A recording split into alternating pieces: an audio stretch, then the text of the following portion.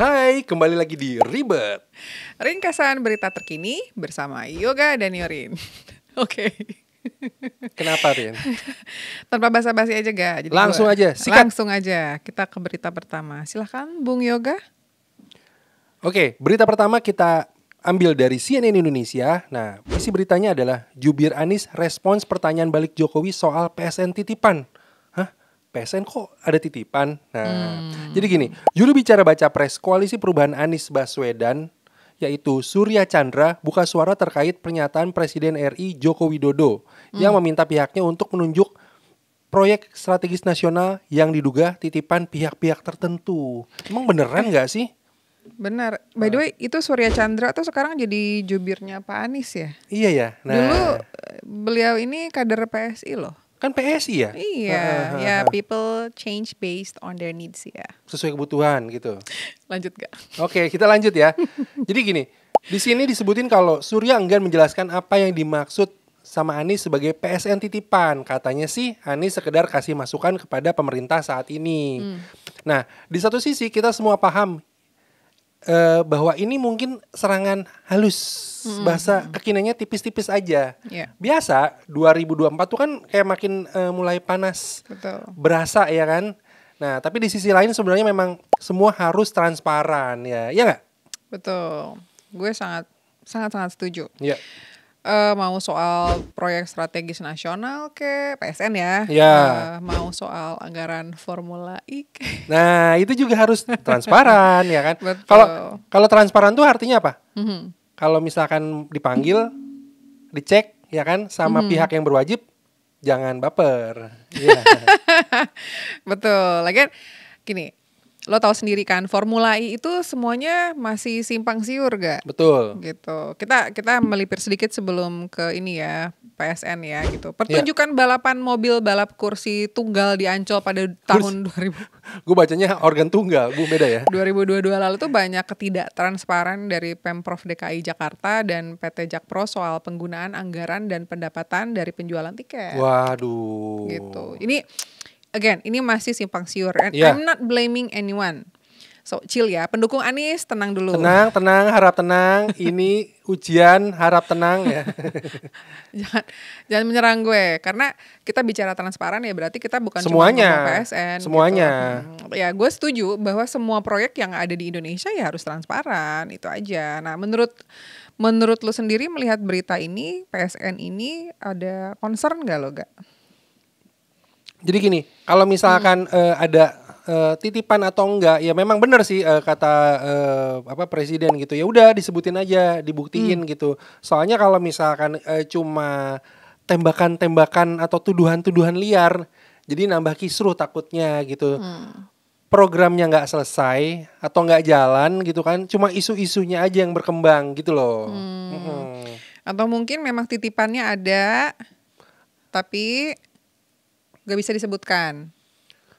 Atau juga orang yang ributin titipan mungkin nggak kebagian nitip, bisa juga. Sebenarnya kalau misalnya mau bukan nyerang ya, nyerang tuh terlalu kasar ya. Istilahnya kalau memang mau nyenggol atau memang beneran tahu bahwa itu adalah titipan, langsung aja sebutin ya nggak sih? Nggak usah main sindir menyindir gitu. Kalau Pak Anies memang tahu atau timnya Pak Anies atau siapapun itu, tim Prabowo atau siapapun itulah gitu. Kalau memang tahu bahwa itu ada titipan yang memang harus diketahui publik, sekedar informasi, kenapa enggak?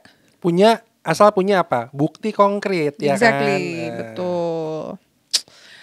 Ya susah ya, yang namanya juga proyek Indonesia pasti bukan, even bukan titipan juga pasti kan yang namanya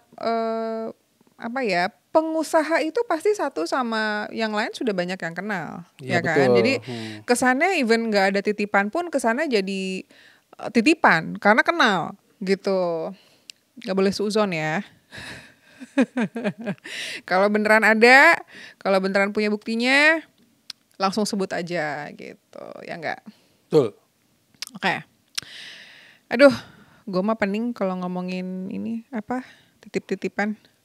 Kita lanjut aja lah ke berita kedua.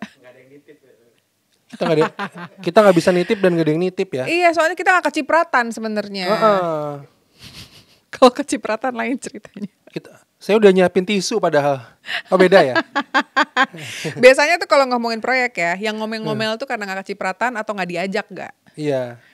Dari dulu hukumnya begitu ya? Iya, hukumnya gitu. Jadi yang ngomel, yang ngeluh itu biasanya kecipratan. Yang gak kecipratan, betul gitu. Oke lah kalau gitu. Kita bahas aja yang kedua ya. Yep. Oke, berita kedua ini sebenarnya gue agak deg-degan bahasnya. Kenapa? Karena gue takut dibully aja sama masyarakat. Ini kan kebetulan udah biasa. Berhubungan dengan apa yang gue pakai hari ini. Baju batik. Oke. Kita bahas ya. Kita akan bahas mengenai Hari Batik Nasional kemarin. Gue akan bahas, kali ini beda. Gue akan bahas tidak dari kanal berita. Ya. Tapi gue akan ambil dari situs Kemenparekraf. Oke. Sekali-sekali kita bahas dari langsung dari pemerintahnya. Langsung dari situs pemerintah. Oke, di situ ada tertulis siaran pers. Sambut Hari Batik Nasional, Istana Berbatik hadirkan fashion show keindahan batik Nusantara. Tertera di situ.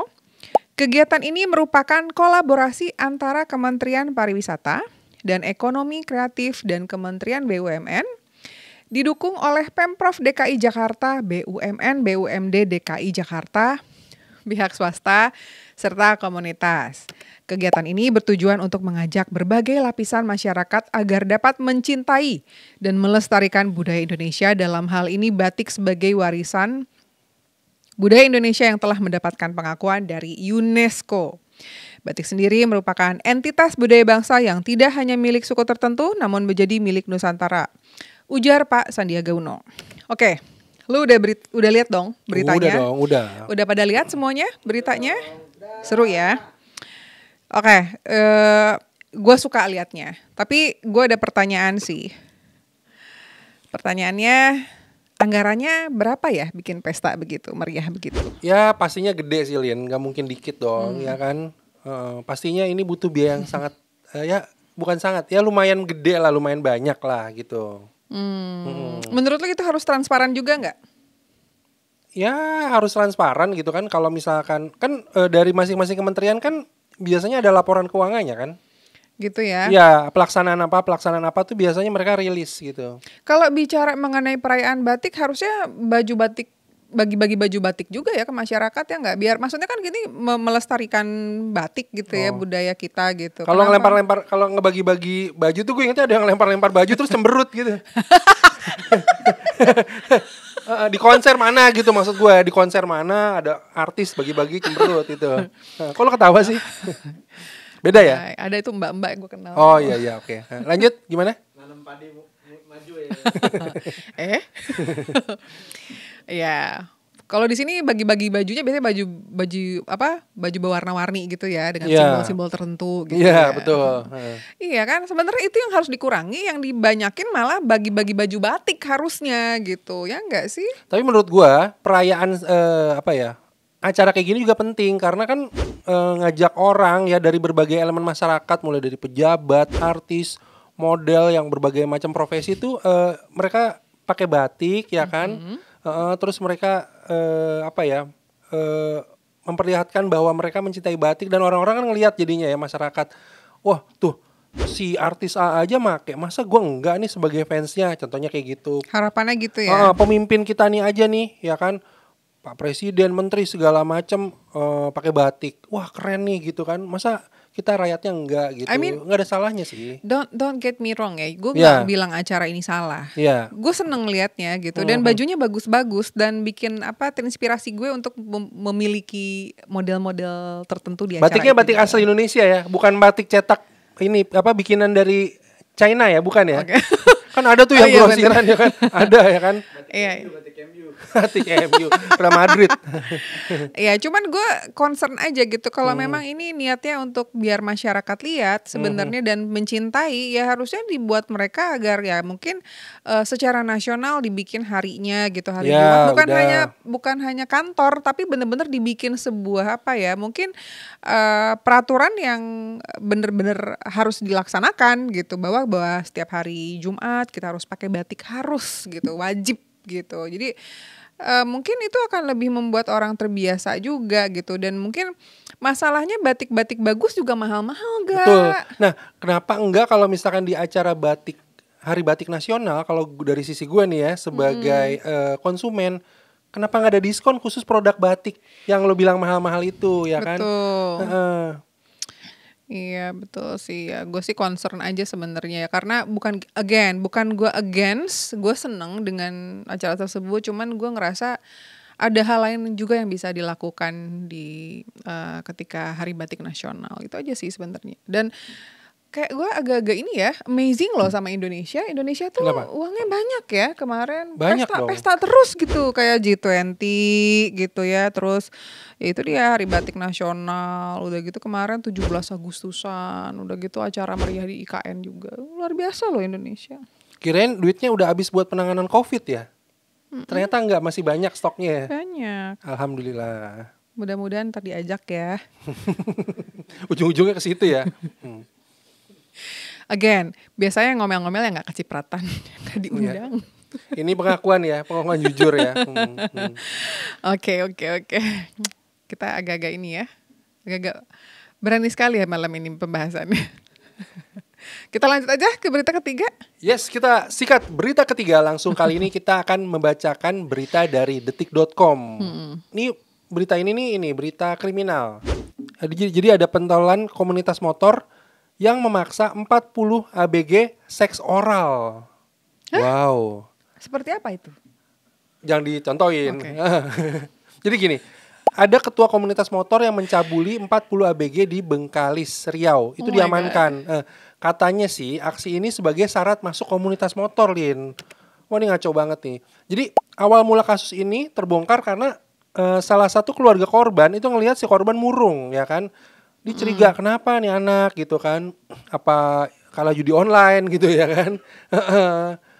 Nah terus udah gitu si keluarga itu meriksa handphonenya, ternyata ada percakapan yang mencurigakan antara si korban dengan si pelaku gitu kan.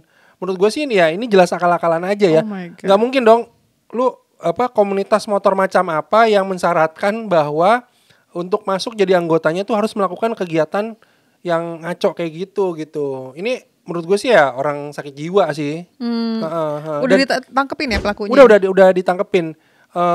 Terus yang menyedihkan lagi, Lin, ini mayoritas korbannya 40 orang ini itu anak-anak berusia belasan tahun. Bukan lagi-lagi anak belasan tahun. Gimana menurut lo, komentar lo? Kenapa mereka ini kok mau jadi dengan mudah jadi sasaran atau jadi korban dari si pelaku gitu loh? Ya gue mau meralat dulu ya, bukan meralat, tapi bukan berarti kalau misalnya umur dia 50 tahun boleh begitu ya. bukan dong. Bukan berarti kita menyorot umurnya masih belasan tahun, tapi kok kakek-kakek boleh ya gitu. Cuman gue bingung kenapa korbannya banyak kan anak-anak ini ya. Iya, gue bingung. Terus ada mereka tuh ngapain aja selain ada kegiatan yang lebih dari itu nggak? Ngemut permen ya tadi kayaknya ya. Oh my god, tuh parah sih. Ini menurut gue ya ini mencoreng citra komunitas motor. Padahal kalau komunitas motor yang benar itu nggak gini gitu. Pokoknya lu kalau misalkan denger berita-berita tentang geng motor begini begitu, komunitas motor yang asli yang benar tuh nggak begitu. Justru sangat menjunjung tinggi pembegalan. Bukan. Nilai-nilai persaudaraan, menjaga ketertiban di jalanan. Ini ngaco banget sih, Lin. Oh gitu. Kayak gue jarang tuh ngeliat geng bermotor tuh kayaknya baik-baik aja. Jarang gue. Ya karena mereka sibuk kerja, nggak setiap hari, tiap malam konvoy gitu. Tapi anak kantor sini suka pada main motor sih, baik-baik kayaknya. Tapi bukan geng juga. Iya kan, kalian suka main-main gitu kan? Main motor tuh main motor sendiri apa main motor orang di Indomaret dipindahin ke rumah? Mereka sih paling bandel-bandelnya naik motor ngangkut gitu. Oh iya. Sampah. Pantesan di dompetnya di kantongnya pada punya kunci T. Iya, tapi beneran gue jarang banget ngeliat anak geng bermotor, istilah geng ya gitu, kayak yang baik-baik aja gitu, nggak pernah kayak emang suka aneh-aneh gitu, entah begal lah, entah kayak gitu. Kalau geng memang diasosiasikan sebagai kegiatan yang negatif karena memang yang benar tuh bukan geng motor, tapi yang benar adalah komunitas motor tuh di Indonesia tuh banyak kok yang banyak punya kegiatan positif gitu, bahkan sampai kalau misalkan kita pengen jadi anggotanya tuh nggak gampang gitu, harus diuji dalam waktu yang lama gitu. Kalau komunitas motor yang bener ya gitu kan, bukan geng. Harus hafal ini apa surat apa? Bukan, itu masuk pesantren dong ya kan. Iya.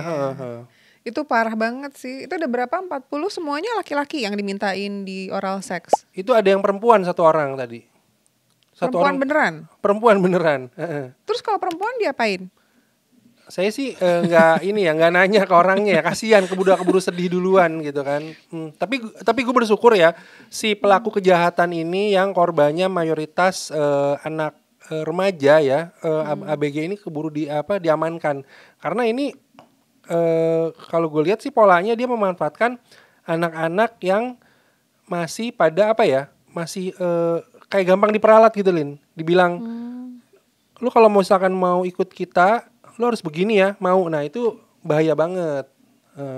Kok bisa ya begitu ya? Mungkin sebagian memang pada mau kali, biar jadi mau dibonceng gak sama AA gitu. Bukan, enggak, itu karena dipaksa gitu. Enggak gitu ya? Enggak. Memang dipaksa? Iya. Pokoknya ini sih penting banget. Dan ini kayaknya, ini tuh kebetulan ketahuan. Gue rasa banyak sih sebenarnya yang kayak gini-gini aktivitas seperti ini ya di Indonesia. Benar nggak sih? Benar. Kalau lo mau masuk geng atau masuk kelompok kita, lo harus begini gitu. Cuman tinggal ini aja beda-beda aja, disuruhnya ngapain tuh beda-beda gitu ya kan. Iya sih benar. Kemarin aja ada yang katanya kalau misalnya mau tetap bekerja harus tidur sama bosnya juga. Oh iya benar. Kasus gitu. Perusahaan ya PT di Cikarang ya kalau nggak salah ya. Memang banyak yang kayak gitu sebenarnya ya. Iya. Kenapa mereka seperti itu ya? Memberikan syarat-syarat yang sebenarnya nggak manusiawi gitu. Itu termasuk ini nggak sih, power abuse nggak sih? Lo memanfaatkan power kekuasaan untuk menekan orang gitu, memaksa orang untuk mengikuti apa mau lo gitu kan, keinginan lo, hasrat lo, termasuk nggak sih power abuse ya?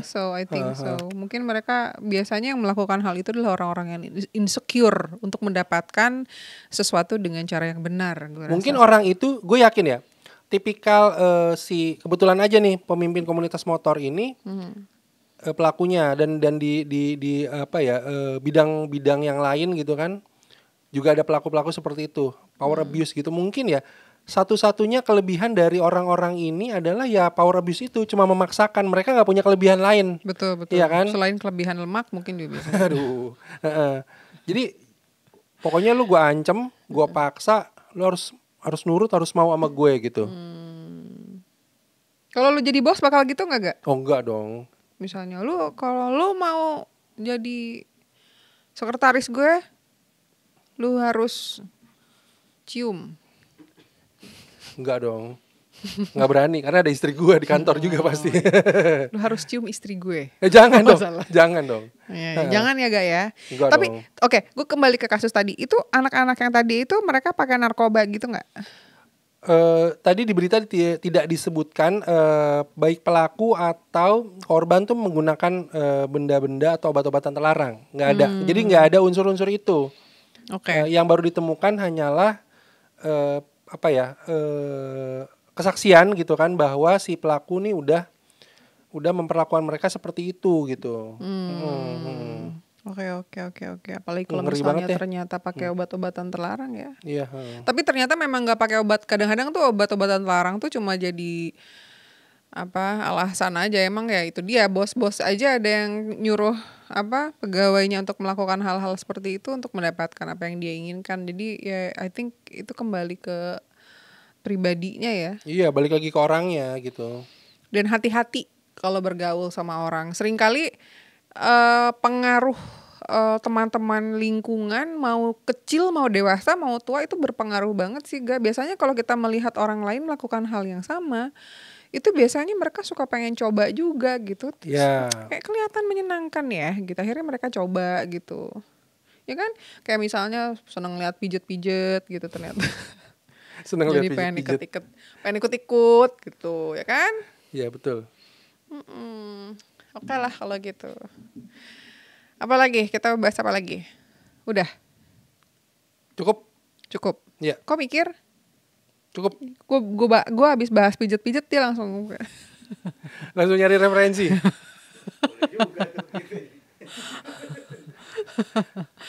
Oke, kalau begitu I think that's it for now.